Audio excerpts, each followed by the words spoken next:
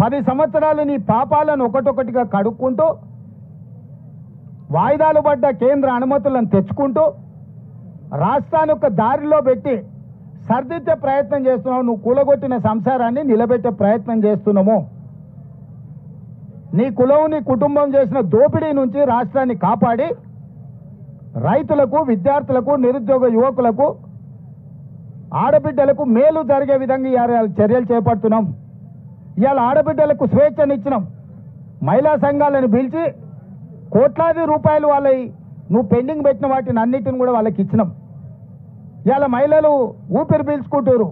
మా అన్న వచ్చిండు, మా ప్రభుత్వం వచ్చింది, మా సోనియా మా ప్రభుత్వం వచ్చింది, మాకు సిలిండర్ వచ్చింది, ఇంటికి ఉచిత కరెంట్ వచ్చింది, మాకు ఆర్టీసీ బస్సులలో ఉచితంగా ప్రయాణం చేస్తున్నాం, మాకు స్వేచ్ఛ వచ్చింది, మా మహిళా సంఘాలు అన్నీ కూడా మళ్ళీ ఊపిరి పోసుకున్నాయి.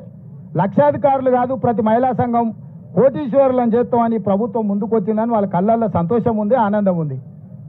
అది చూసి నీ కళ్ళల్లో నిప్పులు పోసుకుంటున్నావు చంద్రశేఖరరావు. ఆడబిడ్డలు ఉన్న కళ్ళల్లో ఆనందాన్ని చూసి నీ కళ్ళల్లో నిప్పులు పోసుకున్నా, నీ కడుపులో మంటలు రేగినా ప్రజలు నీ పట్ల సానుభూతి చూపియరు. ఎందుకంటే నువ్వు అన్ని పాపాలు చేసినావు.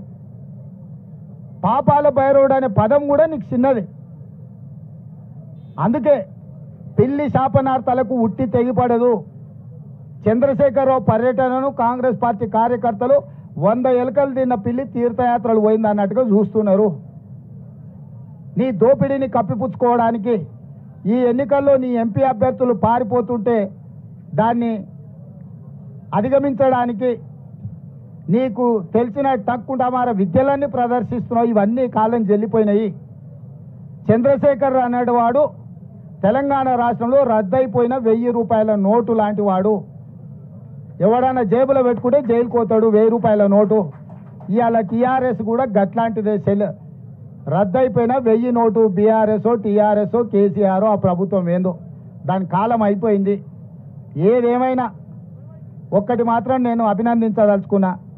ప్రతి వారం నువ్వు బయటికి వెళ్ళాలి, ప్రజలలో తిరగాలి, ప్రతిపక్ష నాయకుడిగా నీ బాధ్యత పోషించు. మా ప్రభుత్వం ప్రతిపక్షాలను గొంతు నొక్కాలని అనుకోదు.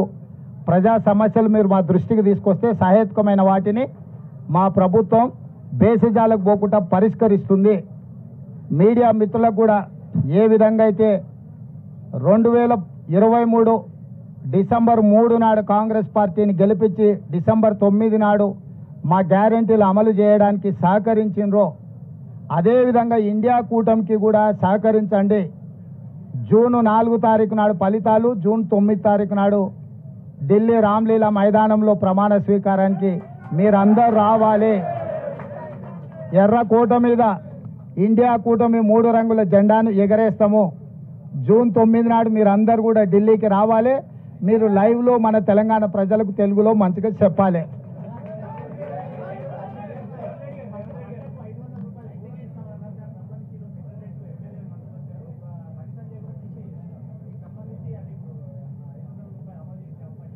ఇప్పుడు జూన్ 4 తారీఖు వరకు ఎన్నికల కోడ్ ఉంది.